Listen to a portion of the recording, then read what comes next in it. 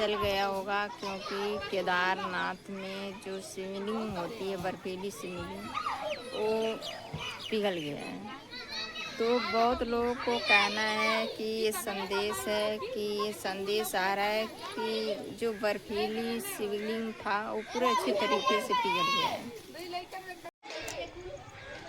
तो हेलो दोस्तों, आप लोगों को दिल से नमस्ते। आशा करती हूँ बहुत ही अच्छे होंगे। तो मैं भी अच्छी हूँ, और मैं आप लोगों को भी पता चल गया होगा, क्योंकि केदारनाथ में जो शिवलिंग होती है, बर्फीली शिवलिंग, वो पिघल गया है।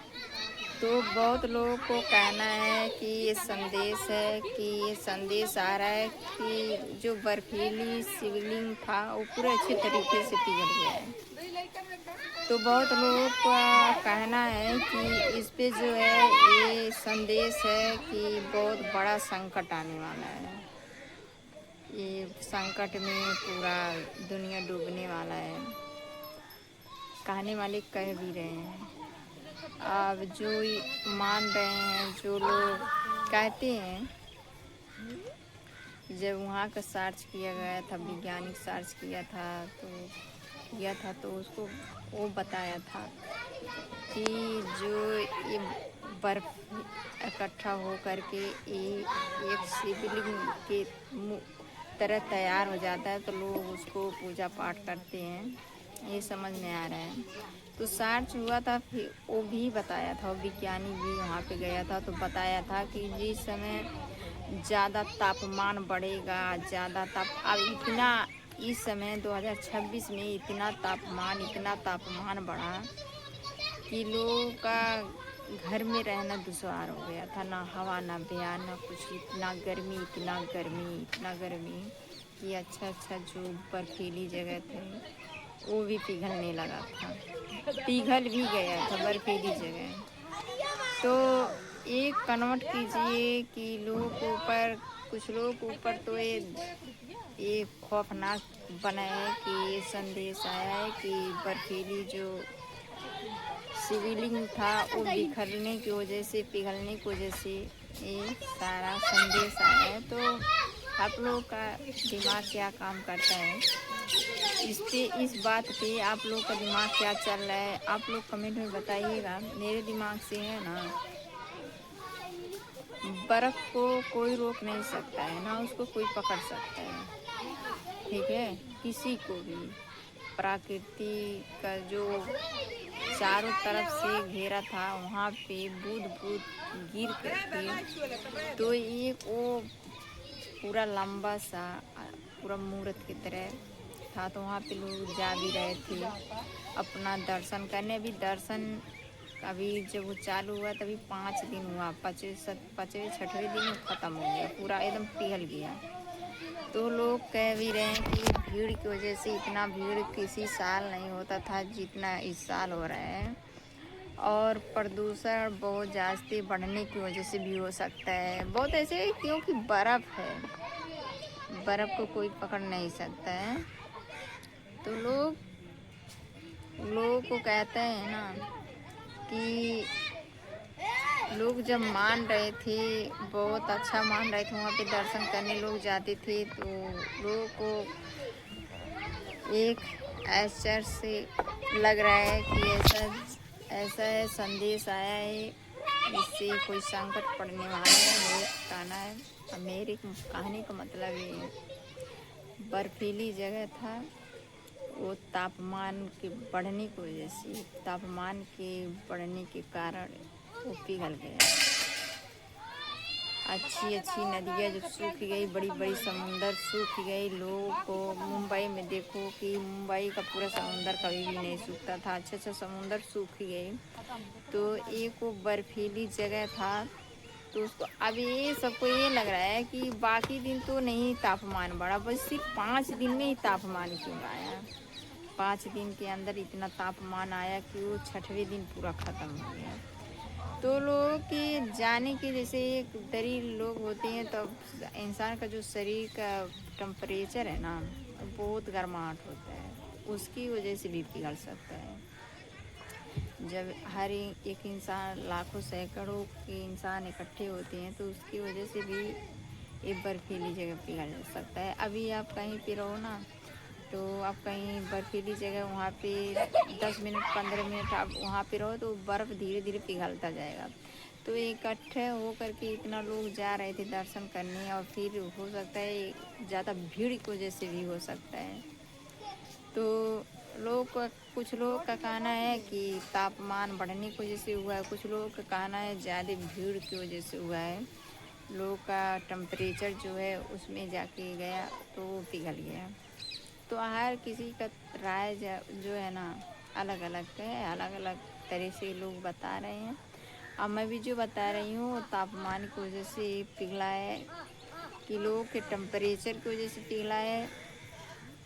बर्फ़ तो पिघल ही जाएगा, और जहाँ पे भी टेम्परेचर बढ़ता है, तापमान बढ़ता है, तो वहाँ पे बर्फ़ क्या, समुंदर, अच्छे से लोग की पसीना गर्माहट शरीर भी पिघल जाता है। वो तो क्या है, वो तो एक ऐसा जगह है। तो लोग का बहुत बहुत सोच में लोग पड़ गए हैं कि ऐसा नहीं, कभी ऐसा भी नहीं, कभी भी नहीं हुआ था कि ऐसा कभी कि इस तरह वो पिघल जाए। फिर लोग जब वहाँ पे पहुँचे दर्शन करने के लिए 5 दिन के बाद वो पिघल जाए, तो लोगों का ये भी है कि बाकी दिन वो बर्फीली जगह जिस तरह शिवलिंग था वैसे ही था, बस 5वें दिन जब वहाँ पे लोग दर्शन करने लगे तभी पिघला। तो ये भी एक तरह से लोगों का संकट काट रहा है। संकट है क्या है, अब तो ये तो किसी को पता नहीं रहता है। लोग कहते हैं सच जानने के लिए, लोग सच भी जानते हैं फिर भी पड़े रहते हैं उसी चीज़ में जहाँ पढ़ना नहीं चाहिए। ठीक है, तो कुछ लोग ऐसे होते हैं सच जानते हैं, बट लोग एक दूसरे को देख करके कि एक वो व्यक्ति गया, एक वो व्यक्ति गया, तो मेरा जाना ज़रूरी है, तो लोग जल्दी वो चीज़ नहीं। अब विज्ञान वहाँ पे पूरा अच्छे से कह के गया कि जिस दिन यहाँ पे लोगों का ज़्यादा भीड़ लगेगा, तापमान बढ़ेगा और टेम्परेचर जास्ते हाई क्वालिटी होगा, तो उस दिन ही पिघल जाएगा। तो कहते हैं ना, ज़्यादा पढ़ने वाला व्यक्ति के ऊपर ज़्यादा लोग फोकस नहीं करते हैं।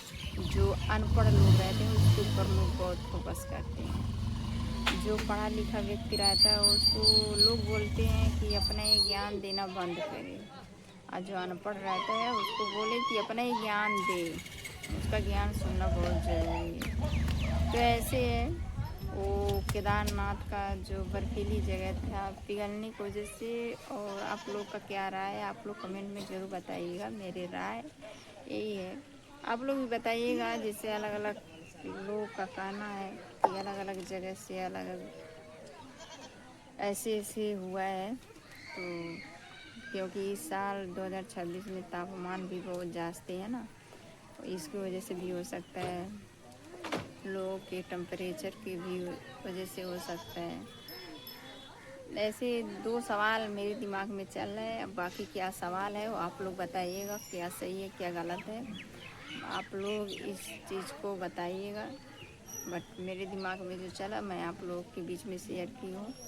और लोग वहाँ पे जाके अभी अच्छे तरीके से पहुँचे भी नहीं है, कुछ रास्ते में ही है, कुछ वहाँ पे पहुँच भी गए हैं।